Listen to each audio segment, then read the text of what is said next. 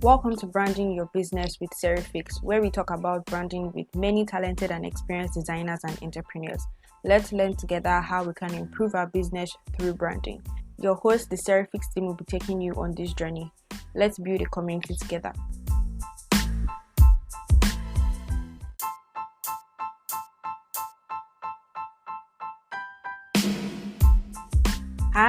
Hi guys, I'm Shiva Elishiva Hamola, founder of Serifix, and I'll be hosting the first episode on our podcast today. Today's episode is the foundation of everything that we're going to be learning in this community, everything that we're going to benefit from this community. Today's episode is the foundation for it, and the topic of today's episode is branding and marketing explained. So I'm basically just going to break down what they mean and how they relate to each other and why they're important. And I really expect that you guys will ask questions from this, because this is just like the overview of everything, and based off your questions we'll know how we'll move forward from here. So I want to tell a quick story first of all of when I first ventured into branding, when I was exposed to it. So it was when I started my first business, Ganesa Industries. I started it in 2018. I was a student at that time, and that time I was trying to build a community where creatives can meet their customers, like on a website or something like that. So I made a website of Wix, and it wasn't looking all good because there was no brand in it. Like there was really nothing. It was just like a random website. So that was when I started to do like a little bit of research. I was trying to find out what exactly I was doing wrong and things like that. So I first of all stumbled over logo design, and I realized that I should actually have a logo. So I tried to make one for myself, because at that time I didn't have capital. I was starting my business with zero funds. So I didn't have capital, so I just had to like figure out how to get my logo by myself. So I remember it was a swoosh, kind of a brush stroke in a circle form with Ganeta written in the middle, and it was a very stylish italic font. So and then the brush stroke was very colorful. It was quite colorful. It was purple, black, blue, like it was a gradient, so it was really, really colorful. So I was using it for a while, and after a while I was like, it's not really making sense. And then I didn't even end up launching the website thingy because I just didn't like it. You understand? So I just felt, okay, let's just do some more research. And then I was in technical units in school, and in technical unit there are lots of other creatives there as well, and there were other designers there as well, and they were already familiar with branding and things like that. So I joined in, and I was exposed to more design skills, and I was looking at their work and I was like, wow, oh my god, their work is so nice, So then, like, because I think people noticed my curiosity, so one of them actually suggested I should check Chris Do the Future on YouTube, and that was when my eyes were open, like, wow, so this is like the big picture of what branding is about. And because I knew that there was something wrong and there was something missing, and that was how I was exposed to branding, and that was how my interest kind of picked up, and I started to learn. I learned for quite a while, and I used my own business to sort of understand and develop my skills. So I was updating my brand and everything, and now I was able to start a brand design agency. I designed my first logo for a brand that sells perfumes. That was the first logo that I designed, that I worked on, and it was a collective work with someone, a friend of mine at that time. So he was, together with me in the business. So then I called it Ganeta Graphics. I just made it a subsidiary of Ganeta Industries at that time. So I was doing it as Ganeta Graphics. So we do graphics and stuff like that. So after a while, I had issues with like structuring of my business. At that time, I was learning a lot about business, and I realized that the structure of my business was actually scattered, and people started to notice it because it was very complicated. So I decided to remove things that didn't have to do with Ganeta, because Ganeta was more of an Afrocentric brand and design was not Afrocentric. So I separated it, and that was how I rebranded and gave it the name Serifix, and that was how everything started. We've done some branding projects for at least, I would say, 10 clients, different aspects of branding, so logo, brand style, we've done event branding, we've done flyers, and things like that.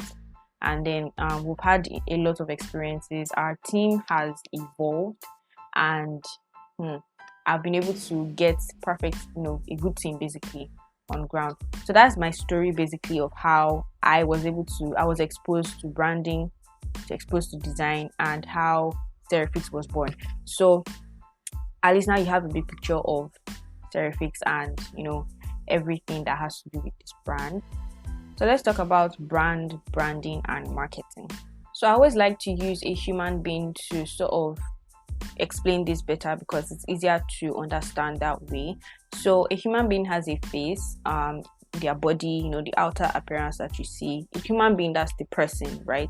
And then you have the character traits of the person, the attitude and actions that the person takes, what the person does, how the person moves, and things like that, how the person talks, things like that. And then you have the physical appearance of the person, like what the person wears, what their face, what they look like, and things like that.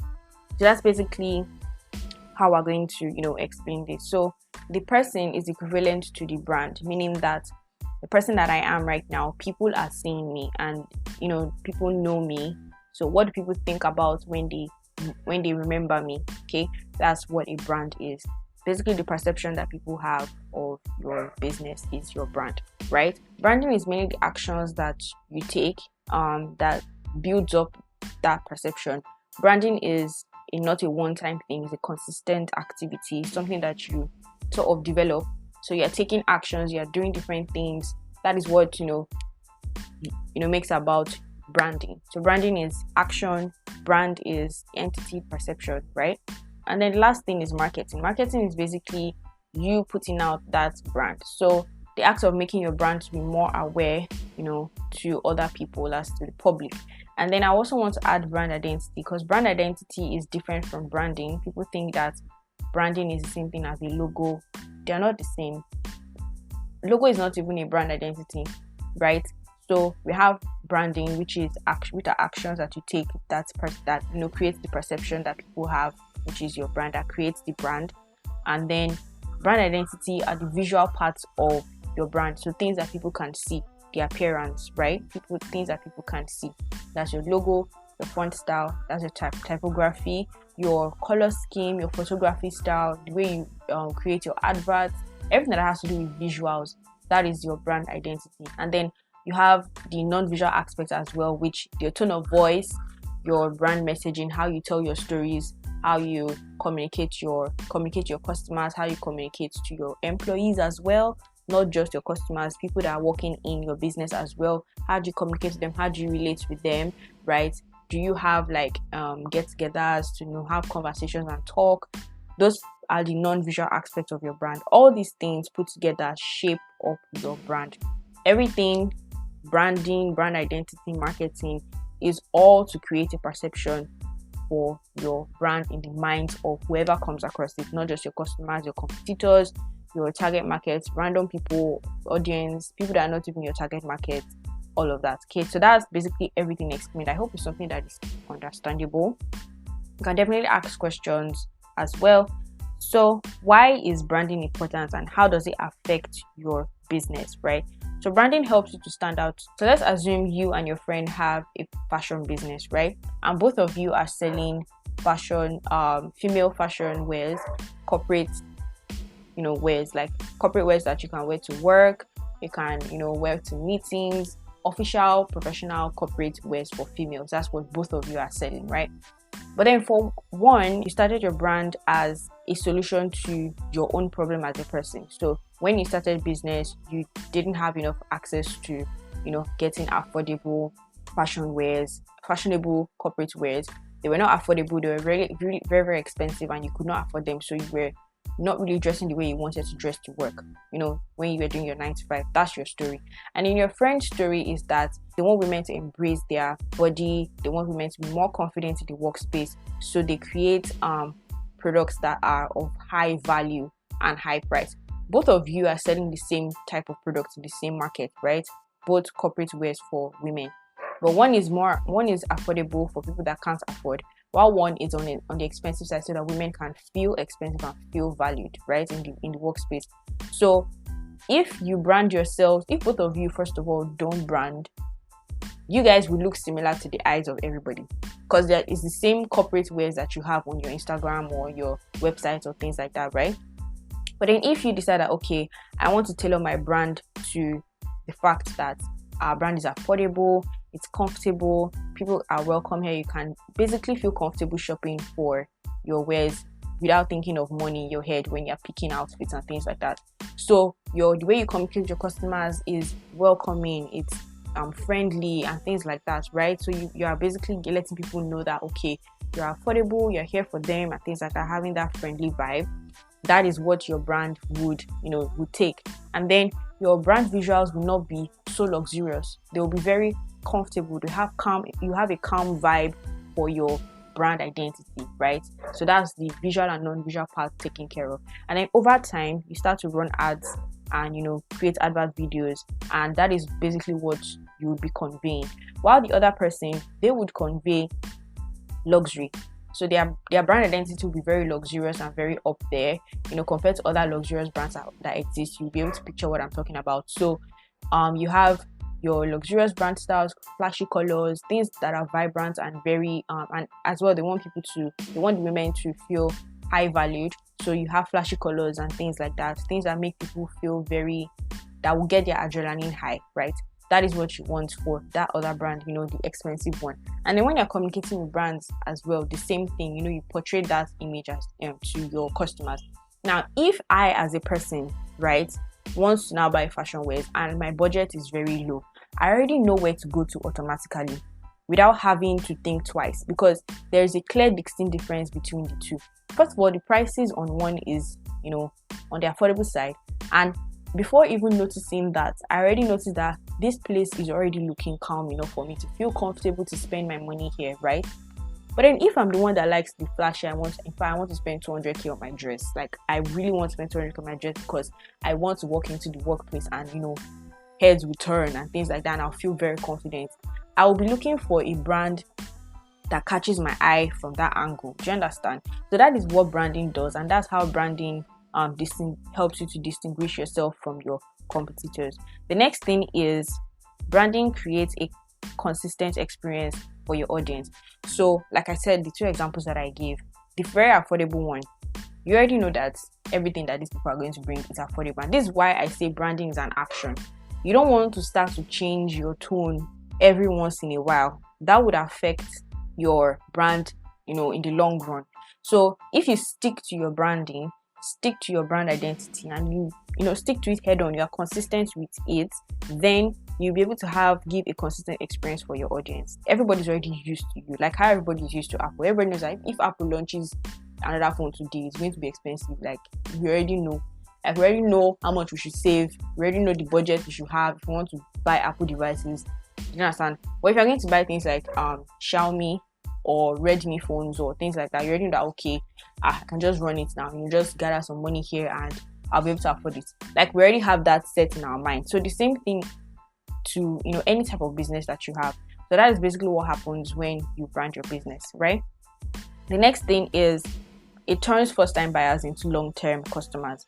So if I as a person now I want to buy budget friendly female corporate wears, and I buy from you and I see that the experience was good, I felt comfortable spending my money, I didn't feel like as if I spent too much, and the clothes were of good quality and they were very, very good. I went to work and people liked the clothes and the whole brand experience for me was 100%, meaning that the way the package came to me, I loved it. It was very calming and soothing.